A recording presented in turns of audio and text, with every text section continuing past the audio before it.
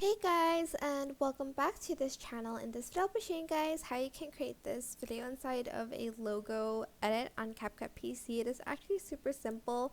Add in your logo and just adjust it. And then you are going to choose the video that you want. I'm just going to select this one and add it behind.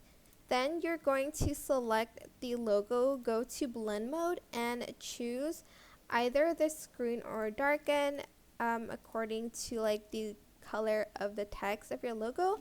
And if there's some sticking out, just go to mask and select rectangle and just kind of fit it to the logo, and you have this really cool video inside of a logo. And that's basically it. I hope this tutorial was helpful for you guys. Don't forget to like, comment, share, and also subscribe to this channel if you haven't done that already. If you have any questions, just leave it in the comment section down below and I'll try my best to answer them all for you guys. And if you found this video helpful, please click the thanks button above the description box down below. Thank you so much for watching. Bye!